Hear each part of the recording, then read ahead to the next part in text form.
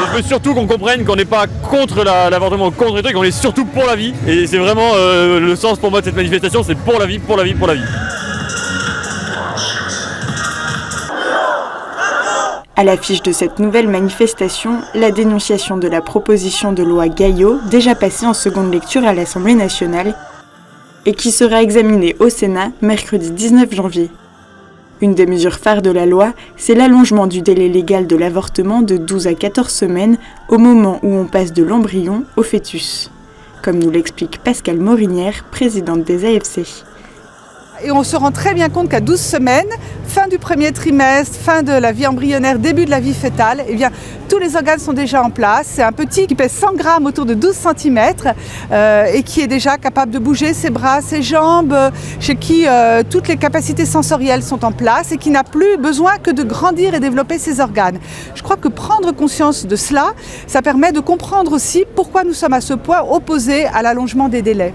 À 3 mois de la présidentielle, la Marche pour la vie lance un appel aux candidats pour s'engager dans le débat politique. Nous voulons faire de la protection de la vie humaine une grande cause nationale et interpeller les différents candidats à l'élection présidentielle. Un sondage a été publié l'année dernière en octobre 2020 où 88% des Français souhaitaient par exemple mieux connaître les causes et les conséquences de l'avortement.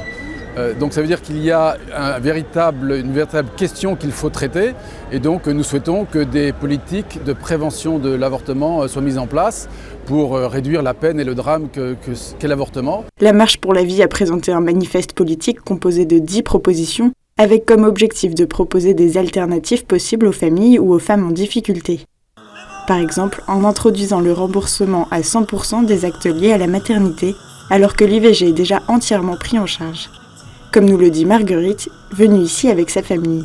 Ici, on vient défendre le fait que toute personne qui est dans une situation de détresse, elle a le droit à avoir des vrais conseils et elle a le droit à avoir un vrai temps de réflexion pour prendre une décision aussi importante qui va en fait vraiment influer sur la vie de quelqu'un. Une manifestation qui rassemble personnes de tous âges avec environ 1000 bénévoles, parmi eux beaucoup de jeunes qui ont envie de se mettre au service. Mais aussi des familles venues témoigner avec leurs enfants. On pense que c'est pour l'intérêt de l'homme de défendre les plus faibles et de les empêcher de les détruire. On pense que c'est un moment crucial pour la France pour défendre ce message-là et le porter auprès des politiques, auprès des prochains candidats, et d'empêcher cette loi qui étend l'avortement à 14 semaines.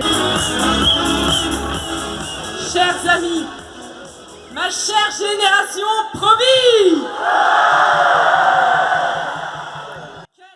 Beaucoup de jeunes ont répondu à l'appel de la Marche pour la vie, un rassemblement qui a compté entre 4500 participants pour la préfecture de police et 20 000 selon les organisateurs.